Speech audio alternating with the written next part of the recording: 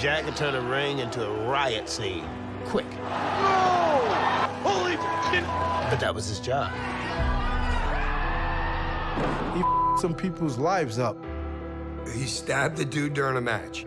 Yikes. He always had some type of razor, taser, staple gun. In a world where the lines of fiction and reality are blurred, no one pushed the boundaries further than Jerome Young, AKA New Jack. I'm not selling out to y'all. If you don't like me, the hell with all of you. The line in wrestling between cooperation and physical assault is blurred. You can only go so far without your opponent knowing that it's coming. But how far is too far? You, man. You know what you did. Period. And what happens when a wrestler lost in his character is set loose in a world that rewards extreme violence? You want to talk that big boy shit to me? I would dare you to come to my face and say that shit. I would dare you. I eat your ass alive. I dare you.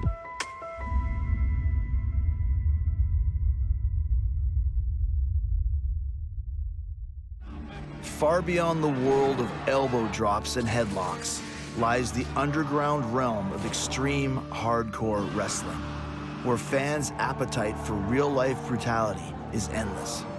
When audiences thought they'd seen it all, New Jack took it to a whole new level. Many of his performances bordered on criminal, and some crossed that line.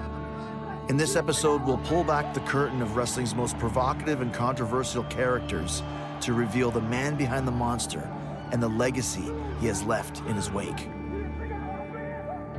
Okay, so for someone who's totally not familiar, who is New Jack?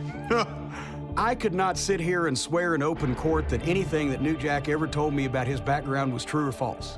I've heard he was a bounty hunter. I've heard he had a number of justifiable homicides to his credit. The way he talks, the way he walks, the way he carries himself, this brother is real. Just imagine a badass, big African-American dude slinging drugs on one of the hardest streets in, like, Harlem, you know what I'm saying? If you with him, he will kill you. Maybe not kill you, but he will you up. He's that tough dude.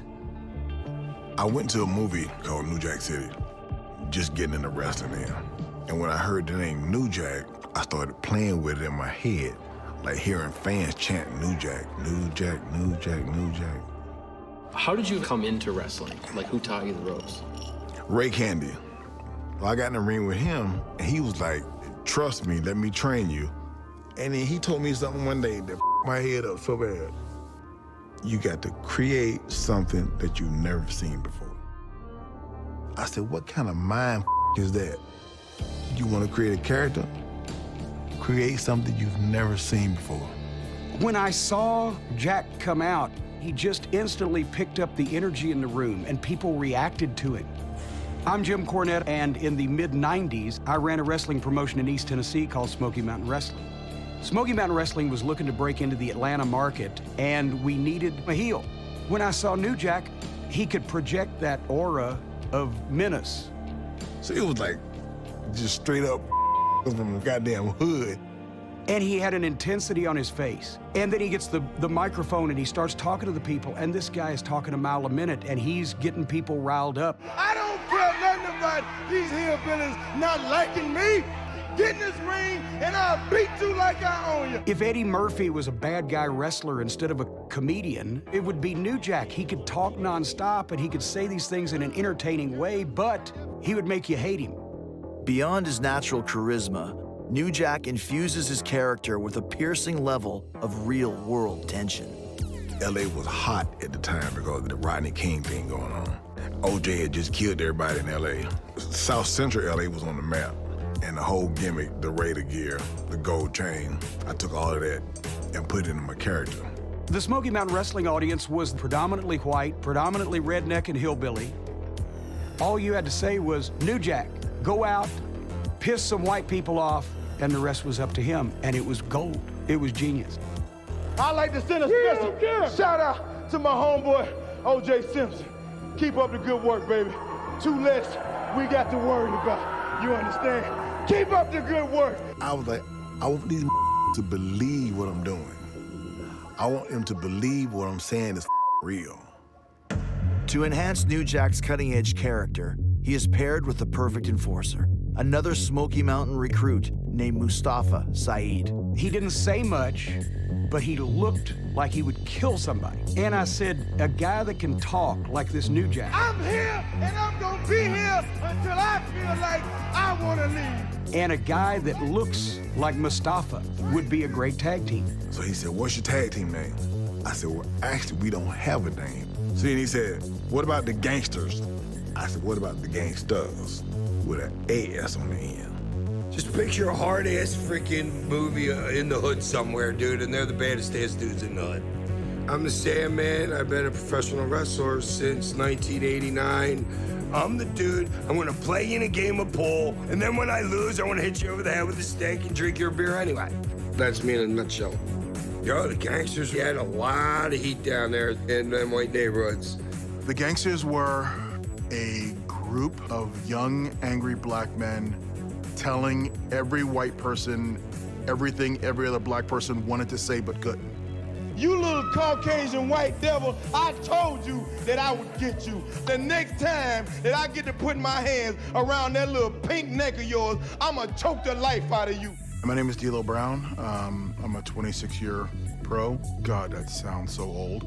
My role in the gangsters was I was their head of security. In reality, I was the bump guy. You know, the gangsters would lose no heat, but you could beat me and we can keep rolling. Down goes D'Lo Brown. Hey, wait a minute. New Jack would just stir people up so much. None of his stuff was written. And there are some times I stood there and I listened, I was like, ooh. You wish I was like some more watermelon, chicken bone sucking black folk. Check those promos out. When Mustafa's standing there next to him going, dude, that's what he was doing all day. And you know what I'm saying? Nothing but rednecks up here. That wasn't Mustafa being there for the interview. That was Mustafa. Mustafa's crazy, bruh. The dude was rolling pencil shavings in one of those blunt things, and he wanted me to smoke it with him. I'm like, no, dude, I'm good. Was Mustafa smoking pencil shavings? I plead the fifth. He's like, Jack, this is the new shit. He had pencil shavings. He had some shit he had found growing on the side of the building in the bag. I said, if you spoke this shit, it's gonna come back and haunt you one day. He's like, nah, man, this some good shit, man. I'm up right now, you're a trap. So we sit in the hotel. I hear the knock at the door. So I said, Jack, Mustafa downstairs fighting the cops. So we dropped everything. They had him handcuffed, face down. He blowing snot on the floor. And this is what Mustafa was saying. Don't you? I know you want to me. I said, what the man? I said, what the is wrong with you? He was like, no, Jack, they want to me. Everybody want to me.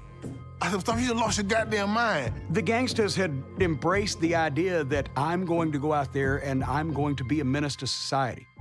One night we did a show. I had been to the dentist and my mouth was sore to a point where I couldn't hardly talk. So I said, Mustafa, let's go to Walmart. And I bought a white baby dog. And I had a rope tied like a noose. And I walked out to the ring. I got in the middle of the ring and held the baby doll up. And they was like, get the out of here with that shit. New Jack had everyone so mad at the gangsters, Hitler could have walked out through the curtain and he'd have been a babyface. I pissed people the off. And we got so much heat to the point where these like, we gonna kill them niggas. They didn't say niggers. We gonna kill them niggers. Unleashing their unfiltered vision of the times, the gangsters are quickly becoming the hottest villains in the territory. I wanted to get the gangsters right into the tag team title picture, so they have to attack the champions, the Rock and Roll Express. Now, this is Ricky and Robert, the Rock and Roll Express. I mean, these been around forever, and they done been there and done it. Taking controversy to a new level, they decide to recreate the 1992 police beating of Rodney King, but in their version, the roles are reversed. Ricky Morton is knocked to the floor. All of a sudden, the gangsters and their posse, there's like 3 or 4 of them. Jack brought everybody he knew for this one. And they circled Ricky Morton in the middle of the ring, and he's bleeding, and he's looking at the fans in the front row, help me. And they beat the bejesus out of him with these nightsticks. So when we got done, all the white people went out in the back, and they was waiting on us to come out the door, and they had bricks in their hands and sticks, so we got behind the cops. They turned the lights on and escorted us out of the town. When I saw that, I knew we were doing our job.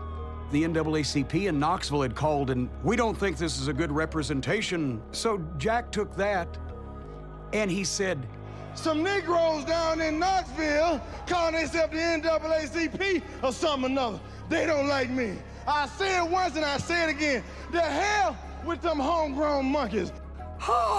Right, so from that point on, we started putting up a disclaimer. The views of the gangsters are not necessarily those of Smoky Mountain Wrestling or this station. You thought maybe we was cotton pickers? Wrong. Maybe you thought you had some homegrown Negroes? Wrong. Would you say that period in Smoky Mountain, like, was that fun? No. To have somebody calling you a nigger, I ain't goddamn used to that shit. I said, I can't get used to it, and I ain't gonna try to get used to it. The gangsters were literally a microcosm of what was going on in society at that time. And you drop us in the middle of the South, the N-word was freely thrown around like you would say hello. It was uncomfortable, but if they didn't say that, then we weren't touching that nerve. It's a pretty strange concept, yes. I want someone to hurl racial slurs at me. I had this little boy come with me one day. He said, can I shake your hand? I stuck my hand out, and he rubbed my arm and looked at his hand. I said, why'd you rub my arm and then look at your hand? He said, I'm sorry. My dad told me you rub a black person's arm, it'll rub off on you and you turn black. And I was just like, you little shit. As their provocative routine runs its course, the gangsters jump at a sudden offer from a larger wrestling outfit, ECW.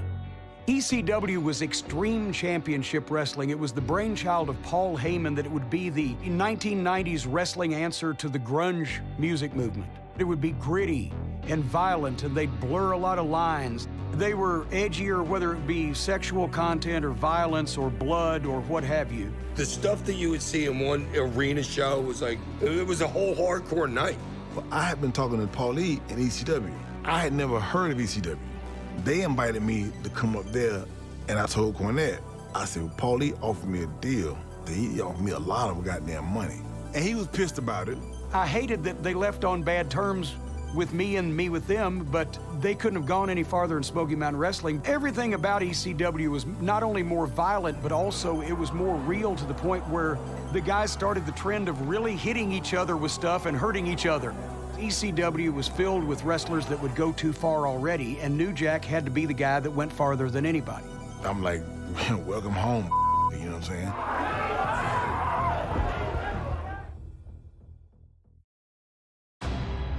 In June 1995, the gangsters leave the hostile crowds of Smoky Mountain and join the eclectic crew of Philadelphia's wildly popular ECW. I told you, boy, we whooped their ass again. When we got to ECW, we fit right in. New Jack is on a mission here tonight in Atlanta. And it was just like, we love this shit. You gotta understand, dude, we're clicking hard, and we know that we're like the hottest thing like on the planet by like 96, 97. I was sent to meet New Jack at the hotel when he first came up from Smoky Mountain. So I was the first ECW guy he met. He got out of the car, and I'm like, all right, I liked him. He had swagger. He was like, don't with me, which was cool by me, you know what I mean? I'm like, oh, this guy's gonna fit right in. Our locker room was one big family. It's Tommy Dreamer, RVD, Taz, Sabu's, you know, New Jack. Heading up this locker room of misfits is promoter Paul Heyman. Paul Heyman was the mad scientist. Dude, he was everything. He was the writer. He was the Steven Spielberg of all of it. You know what I mean? That dude is like super brilliant. All our careers were jumping, you know what I'm saying? I think New Jack got in that environment, and he always had to be the most extreme guy in any situation, but there were no limits up there. I come out with the weapons, diving on shit, fighting out in the audience, going through chairs and tables and knocking down chairs and shit. It was like blood and guts every goddamn night. I truly feel that the reason why Jack was so violent, so extreme, because the way he grew up, his childhood, his upbringing, I think that plays a part in who he is. I mean, it has to. My childhood was I had a daddy that was alcoholic. He hated my mom. One night, she came home from work, and she walked in the door. He pulled out a knife, and he stabbed her 5 times. He stabbed her. in front of the whole family. He didn't give a He stabbed her. A few months later, she was like, I'm leaving. She picked me up, tried to put me in the car. He shot her in the back of the leg. This is what I grew up around. And I'm like, you wonder why sometimes I flip the out? New Jack's outlet for violence has taken him to new heights in ECW. But on November 23rd, 1996, a chance encounter with a novice wrestler is about to send shockwaves through the entire wrestling world. Can you tell me a story of the mass transit incident? I knew that was coming. He was 17, he told us he was 21. And he had a little person with him. Listen, New Jack, I'm not gonna lie, he was intimidating. That's because he was always presenting the image that he was sinister. Hi, my name is Tiny the Terrible. I was just basically one of those midget wrestlers that wanted to be considered not really as a midget wrestler, just as a wrestler that was just short. So tell us what we're watching here. Jerry Springer, Twin Terrors. Over 52 million people viewed this episode. Jerry's the one that gave me the first opportunity to really speak on a nation level like that. Did people recognize you after? Oh, yeah. What was that like?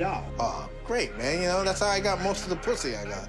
People, I'm used to having good-looking women. That's true. You know, I'm not gonna sit here. Look, ego too. 'Cause I've been on TV, you know. New Jack was like, if you went out of a script, he would make you pay for it. If you're gonna cut somebody all the up on their first match, that don't make no sense. And you know, and that's basically what happened with a Eric Koulas type situation. Teenage wrestler Eric Koulas calls himself Mass Transit.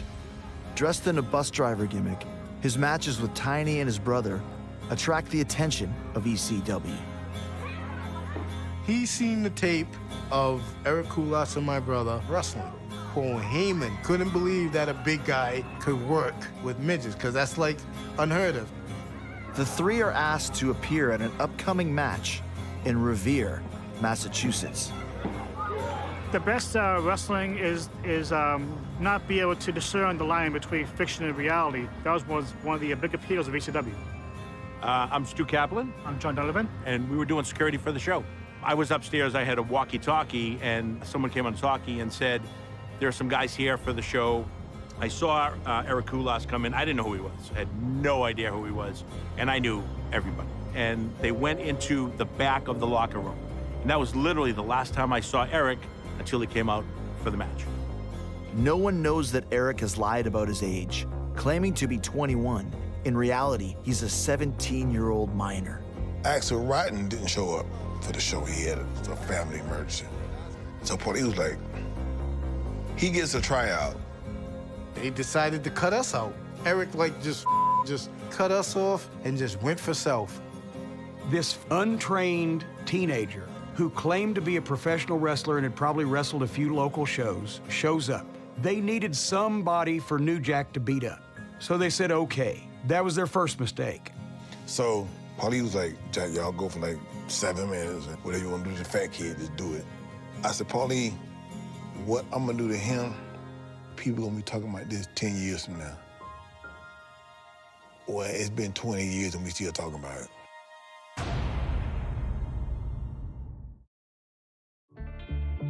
By the end of 1996, New Jack has taken his controversial career to dangerous new heights in the violent world of ECW. Now, a last-minute change has landed him in the ring with novice wrestler Eric Koulas.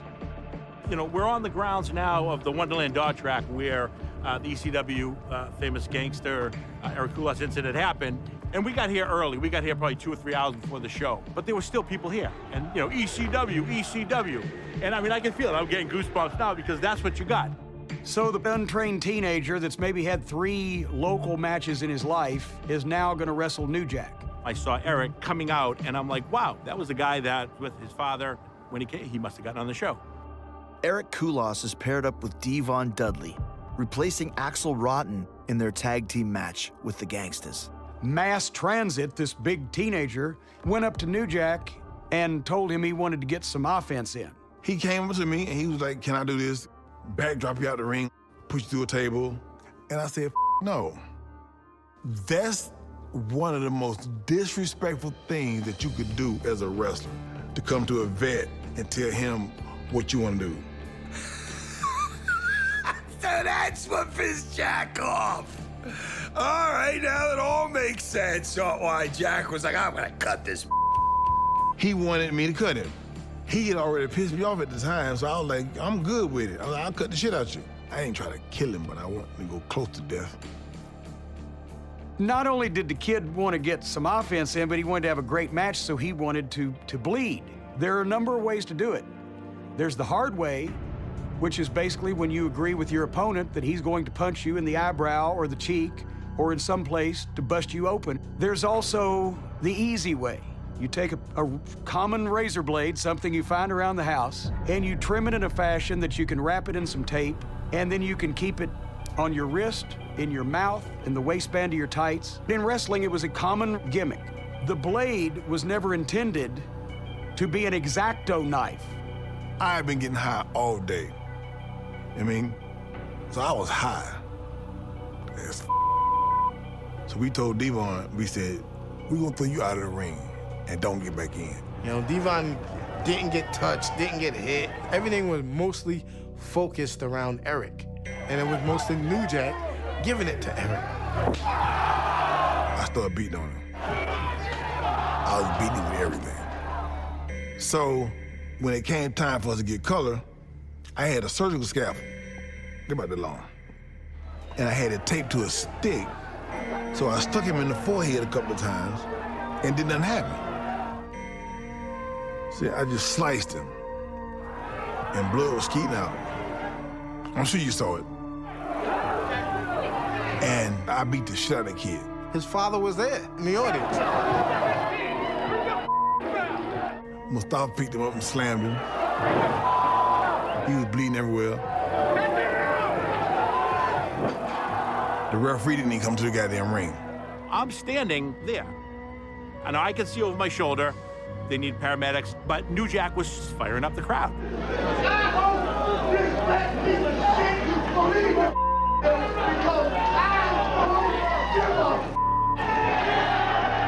At that point, I'm like, okay, let's just get him out.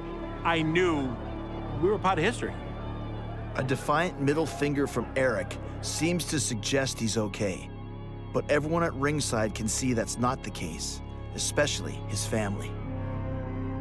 His father trying to get in the back, but I'm not gonna let him get into the locker room or near New Jack. Did Eric's father say stuff to you? He was just calling me a nigger. He's like, nigger, you stabbed my son, you goddamn nigger. You know, we was off camera then, and all bets was off. I'd have killed that old man. And I went backstage with him, but I was like, was it worth it? He said, hey, man, they f***ed me up.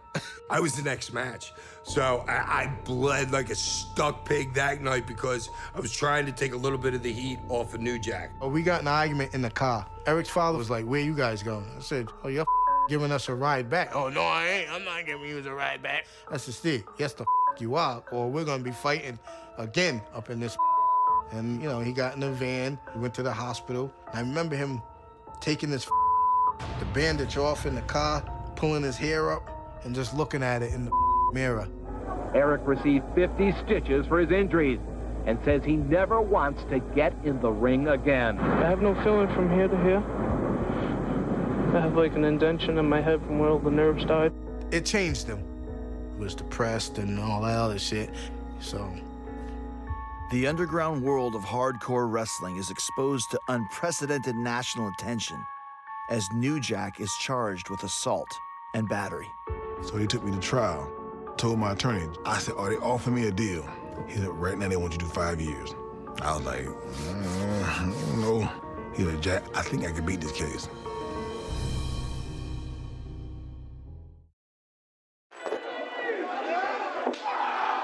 The brutalization of teenage wrestler Eric Koulas has created a media frenzy and exposed the shocking world of hardcore wrestling.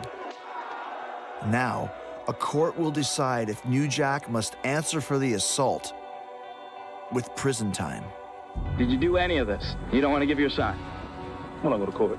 Now understand something. It was a 6-jury panel. 1 80-year-old black guy and 5 white women. He was gnawing out. And I was like, that's my savior. I'm like, stay awake. You my savior, you know? What was your sort of role in the trial? Explaining how Eric knew what he was doing. If he can wrestle with us, he can wrestle with a big guy. It's our view that he knew exactly what was going to happen. He was prepared to go into the ring. He knew about the props. Because, I mean, at that time, Koulas wasn't on my side. We weren't friends. The only person that really wanted me in this was New Jack. And I said, Jack, it's up to you. This is what I want. I want to work in WWE. And New Jack promised me, if I get off Tiny, I swear I will take care of you. They had Paulie on the stand. The DA asked him, what did Mr. Koulas call Jerome Young?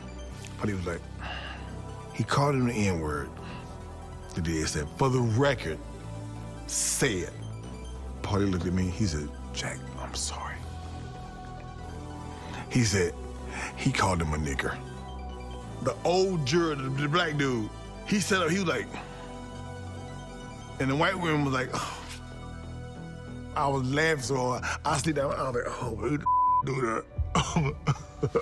And he was working the I mean, he was working the shit out of the goddamn, the judge, the DA, the jurors. He did what he don't do best, he worked, and that's what he did, he was working. When the jury learns Eric lied about his age and experience, the balance shifts in New Jack's favor. They deliberated for that day, came back the next day. They found me not guilty. And I ended up working for WWE. I ended up doing promos and shit with Shane, Big Show, and Triple H. Yeah, Stephanie McMahon's introducing me and my partner as the Twin Towers to go against The Rock. What was it like for you to walk out to the crowd like that? Great, dude. Here's me. Here's my partner that can do the eyebrow. And this was fresh after Eric Koulas. So it was like, New Jack, I don't know what the hell he did, but there was my spot right there. Do you remember how Eric Koulas passed? I didn't even know really until like years later. I forgot how it went, but people say, yo, you know, Eric died. After failing in criminal court, Eric's family tries to sue New Jack in a civil suit for damages caused by the incident. But in 2002, he dies from complications resulting from gastric bypass surgery. And then what was your reaction to learning that he passed away? I think well, my fault. I heard about it, I'm like, oh well. I have to indict New Jack for this because he went too far. But also, the image of ECW allowed guys to go way too far and think that nothing would happen. The mass transit incident has set a dangerous precedent, and it's New Jack who has opened the door to a lawless new era. New Jack started trying to go farther and farther, not only with the blood and the edginess of the content, but also the spectacular bumps and falls. I was the only one that probably started coke in the locker room. I mean, it was like a boost. You know what I mean? It was like, if I get high, I can go get high. And I was snorting every night. Once you've jumped off a 10-foot balcony, what's next? Jump off a 15-foot balcony, and then a 20-foot balcony. And at some point, there's no way that this can end well, even if you do it right. Yeah, you have any favorite dives? Well, the one that people always talk about, me and Big Grimes. Imagine Humpty Dumpty with arms and legs as a professional wrestler. That's kind of how he was shaped, you know what I'm saying? You couldn't hurt the guy. Vic Grimes wanted to be run over with cars. He wanted to be hit with things. He thought that was what wrestling was. In the year 2000, Vic Grimes is booked to wrestle New Jack in a match featuring a dangerous climax. When we climbed up on top of the scaffold, it was shaking. Vic was like, I can't do it, it's too high. Now we on pay-per-view. There's no time for error. I said, Vic, let's go on 3. He said, Jack, I can't do it. I said, you, we going on 3. I said, 1, 2, 3, and I pulled him. He did this flip, and his back landed up against the side of my head, and I cracked my skull. I never recovered from that. I broke my leg. I lost my sight in my right eye to this day. I get headaches every day. I have insomnia because I cracked my skull. Vic, see, this is all your fault, you dumb. That's one of Jack's rules. Don't say you're gonna do something and get up there and chicken out. Jack's kind of guy that if you break those rules, well, then he'll probably break you.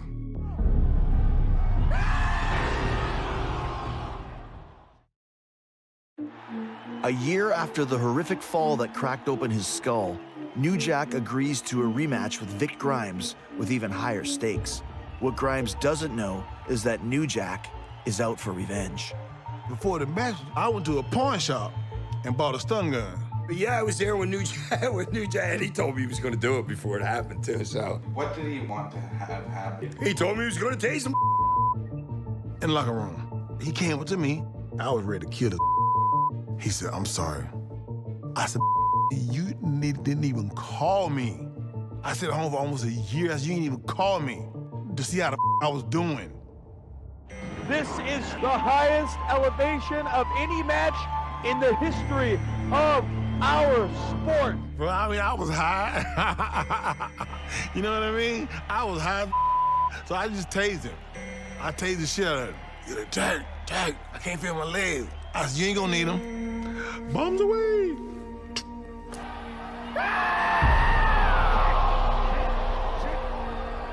Vic was a foot from missing the ring completely, which would have killed him. I wanted him to hit the floor. I just didn't throw him hard enough. I was trying to throw his ass to the floor. So we don't piss Jack off, because a fight's never over until Jack says it's over. I can't believe he didn't, die. It's the luck of fools that this guy was not at least paralyzed. And I don't think Jack was particularly broken up about it. I climbed down off of the gavel, and I went up to him, and when he was laying in the ring, I told him, I said, now we even, you. Big Grimes is gonna need medical attention. Could you have got him for attempted murder? I don't know. I mean, I think throwing some off a scaffolding kind of is right on that line. Incredibly, Grimes' worst injury is a dislocated ankle. Once again, New Jack has pushed hardcore beyond its limits. But the demand for this kind of extreme action is only getting more intense. And now, he's having to compete against the new generation of hardcore wrestlers, willing to give and receive disturbing levels of punishment. So it became a one-upsmanship, and can you top this, and got into a position where you had to go further and further to keep that position, and then it became his calling card. Do you think there was ever a match where you think you went too far? Well, I could name a few of them, but I would say probably Gypsy Joe. Oh, Lord. Hold on. I looked at how old he was, but then I forgot when we got in the ring. In 2003, New Jack faces off against 72-year-old journeyman Gypsy Joe, who promotes himself as a man impervious to pain. The problem is no one's bothered to tell New Jack. The promoter was thinking, oh, this is going to be the today's hardcore icon and the old pro from yesteryear that everybody knows is tougher than a $2 steak. So the night of the show, Joe comes up. He said, just listen to me, kid. I can teach you a lot. I said, you talking to me? We didn't talk no more. I went to the ring. Joe comes to the ring. And Gypsy Joe, as per his gimmick, wasn't selling New Jack's stuff, because you really have to hit Joe to make him go down and register because he's so tough. So then they listen to these fans. Go home, nigger. And then I was pissed. I started beating Joe like he owed me money. I beat the shit out of him. Outside the ring, I got a bat. They had barbed wire wrapped around it. They hit him in the head like 3 times. Jack just said, this old man. I threw a row of chairs on him, and they got louder. Go home, nigger, you nigger. And dude, the more they said it, the more pissed off I got. And I beat the shit out of a 100-year-old man, which the match never should have happened in the first place. With New Jack's escalating violence comes a higher level of risk, and not just for those willing to take him on.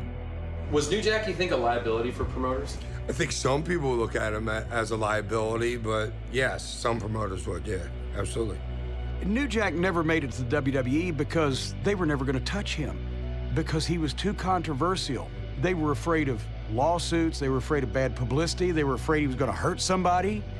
With the mainstream appeal of hardcore now in decline, New Jack is resigned to working for much smaller outfits in the independent circuit, some of whom can barely muster a crowd. Despite this, New Jack isn't slowing down, and he crosses the line again in 2004.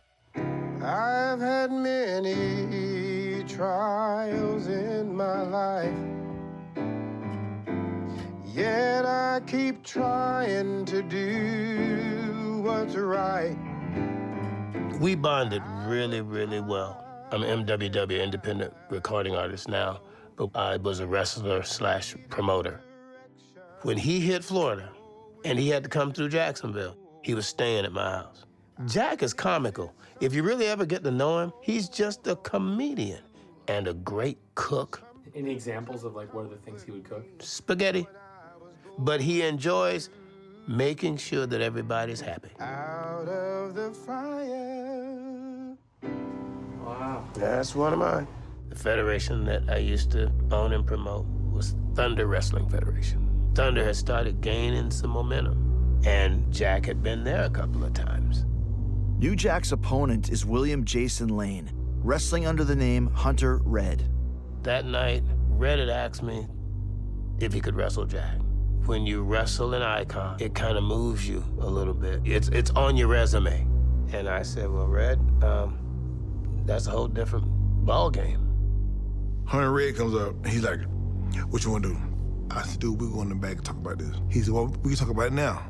I said, no, we're going in the back and talk about it. So I laid it out. I said, well, this is what we're going to do. And in the middle of me talking, he got up, he said, all right, whatever the f***. I'm looking around like, what the f***? I said, who put him up to this? I said, I will see you in the ring. What the f*** ever we do, I'll just whatever. Something was troubling Red. The actual reality of wrestling New Jack, I think it kind of set in. Once again, I've been snorting coke. Once again, I was high as a drinking vodka, like I'm doing now. And I had a claw, a Wolverine claw. It had these 3 blades on it.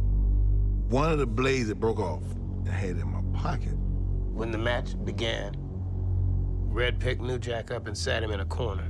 And he punched me. My nose is big enough, I don't need nobody to help me get bigger. Then he punched me again, in the nose. It looks like this guy's really hitting Jack hard, and then Jack, well, the way Jack moves across his ring, now he's hooking him, and he's talking to him. I said, you trying to handle me? I said, you really trying to handle me? Uh-oh. Jack's reaching in his pocket for something. He's cutting him. What the? Wait, oh my! He's stabbing this mother. Run! Oh, shit. Ooh!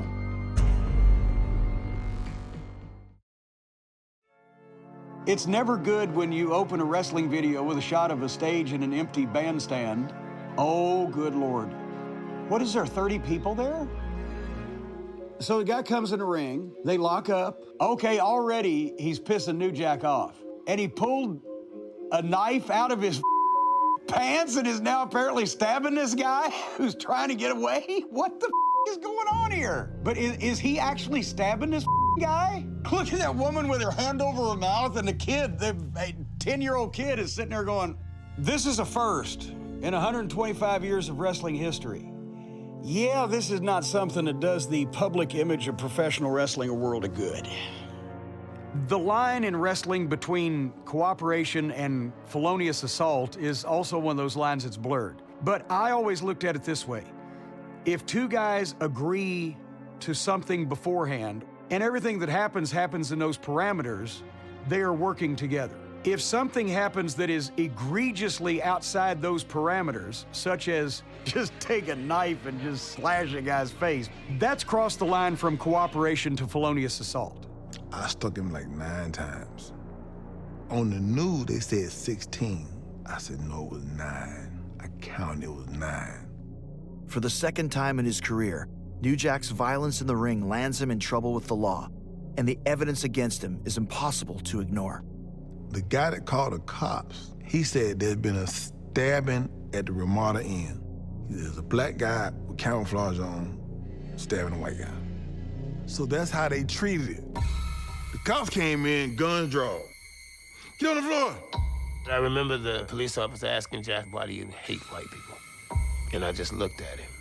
But I thought that was really inappropriate. They put Red on a stretcher, and Jack left in a police car. New Jack is charged with aggravated battery and faces up to 15 years in a Florida prison. They took me to jail. Hunter Red come up to the jail. I'm like, why are you here? He said, I got an idea. I'll drop the charges. You take me on the road, and we can make an angle out of this. Hunter Red is looking for New Jack. He's out for revenge. He said, we could do the whole Florida circuit.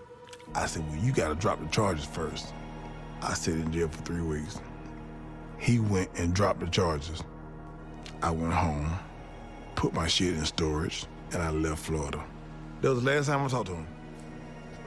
I mean, it was on the news, and my mom saw it. And she was like, oh my God, I can't believe you went up there and you stabbed somebody in the ring. You should be ashamed of yourself. I'm like, bitch, it was a show. What the leave me alone. You know what I mean? Because me and my mom, we never got along. She didn't back me when I was wrestling. I'm like, bitch, I got action figures in Toys R Us. How many of your friends' son got action figures in Toys R Us? My dad died when I was 5. He died when I was 5. But I remember the shit he did before he died. And I'm like, you wonder why sometimes I flip the out? Because I was raised in a family that was retarded. So I'm like, if I show up for a show and I go out there and do my thing, be grateful that I ain't attacking your ass. You know what I mean? The thing with Jack is he was too much into his gimmick. He carried that wherever the he was at. There was no Jerome Young. It was just New Jack. New Jack can't benefit from any of this reputation he's got anymore because he's pretty much his active career is over with. So I think now it's more of an albatross around his neck. I was New Jack when I came in the door, and I'm still New Jack. And so then, who is Jerome Young? That's a difficult question because the line is blurred between Jerome Young and New Jack. If there's a difference, I don't know because I don't know if I ever met Jerome Young. I don't think I wanted to know for sure. Because here was a guy that I could even halfway believe in. Best part about it is the legend, believe it or not, is probably going to be bigger than the person. You know what I'm saying? How stories get, the tales get taller and taller and bigger and better as the time goes. He perfected his craft and brought it to the highest level that he could bring it to because he knew it would leave a lasting impression. New Jack leaves behind a complicated legacy. Pioneering, unrepentant, but above all, without compromise. I don't need nobody out here cheering for me, and most of all, partner, I don't need you. I believe people like that shouldn't get away with it. You know, New Jack ain't gonna probably like what the I'm saying about it. You, man. You know what you did. You up innocent people. Eric Koulas's family declined to participate in this documentary, stating it was too traumatic to revisit the circumstances and aftermath of the incident in Revere, Massachusetts. Let's say one day they decide to make a movie about your life. What would be the end of the New Jack movie? I'm sitting in a wheelchair, snorting coke.